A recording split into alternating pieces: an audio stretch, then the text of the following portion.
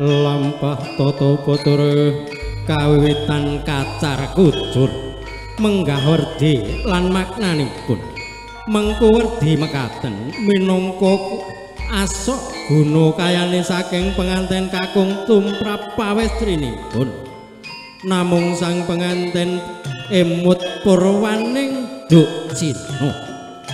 pramila saperangan peparing saking ingkang garwa kacaosaken dumateng tiyang asepuhipun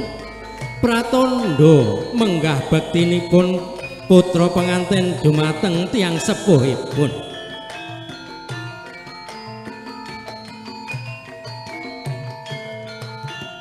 paripurna kacar kucur kalajengaken lampahing tata upacara dhahar kembul bujana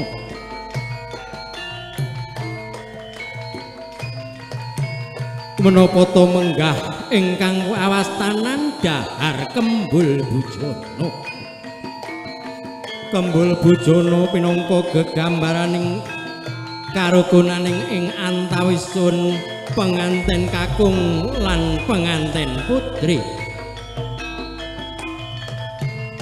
jroning panggayuh kagalih manggih eca lan botenipun anggenipun pabrayaning manggih mugi araosaken sesarengan mekaten ugi kagalih anggenipun pabrayan manggih pait lan getiripun supados karaosaken sesarengan ugi kaudari sesarengan mugi tansah kalih sing rubeda ing samudayane wiwit ing rika lenggan menika ngantos ing benjangipun anggenipun gesang tansah manggih bejo ingkang mulya penganten kakung handulang ingkang garwa penganten putri ing salajengipun kanthi ngunjuk toya wening sesarengan mengko pralampita mugi anggenipun bebrayan ing benjing tansah manggih weninging kanugrahaning Gusti ingkang maha kawasa menapa ingkang dados panggayuhipun Sirat Mojo penganten sarumbit mugi tansah kasembadan saha kalis ing godha rencana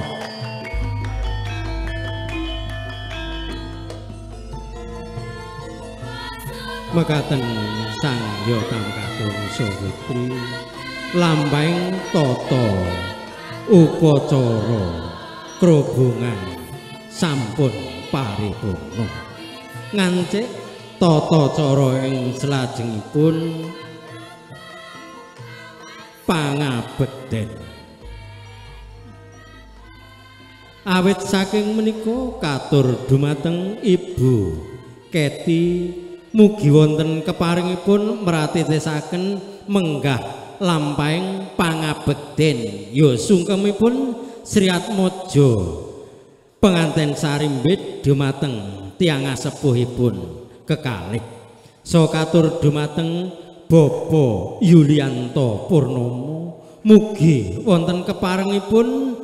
hang lolos duwungipun penganten kakung kagalih sampun siaga ing sat mudayanipun minangka mahargya lampahing tata upacara pangabekten sinubagya ungeling ladrang eling-eling kasmaran pelok patetira barang sumangga nuwun matur nuwun.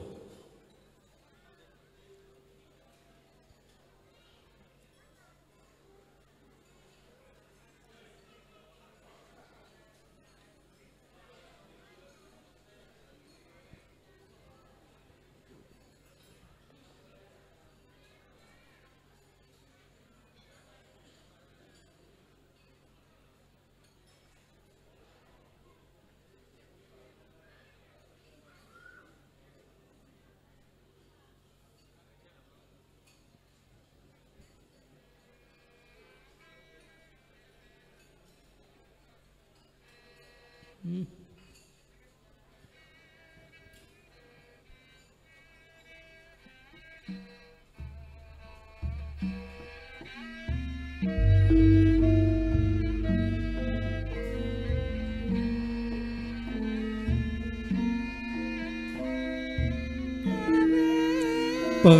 kakung wus jengkar saking adampar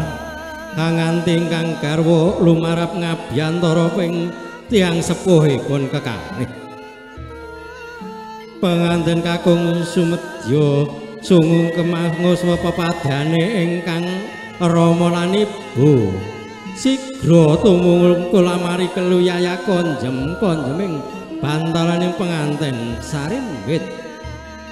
Sakala ngelu selut pamidanganing Sriatmaja penganten sarimbit. Duh Rama lan Ibu, kula kekalih tansah nyuwun samudra pangapunten menggah dosa kalepatan kula kekalih saha kula kekalih tansah nyuwun jurung pandonga dumateng Rama lan Ibu kang wis sembodo hangukir jiwa raga kula.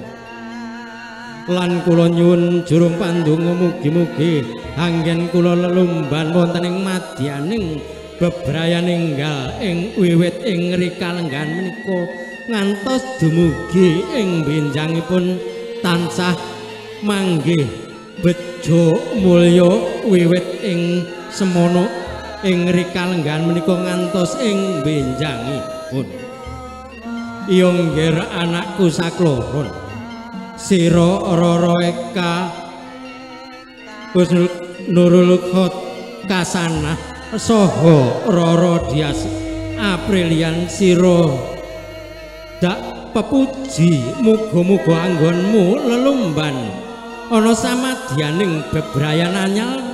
tansah kalis ing rubeda ing samudayan.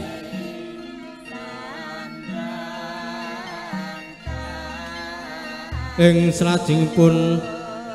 wus paripurna menggah lampahing tata cara pangabekten ing salajengipun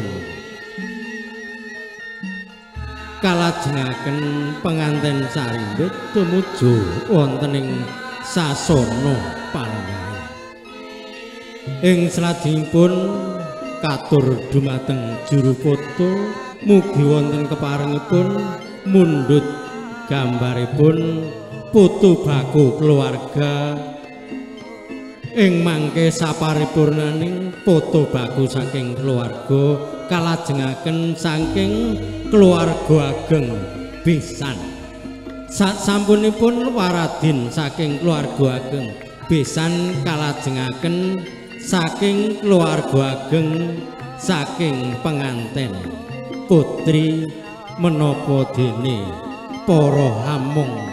tamu sedayanipun.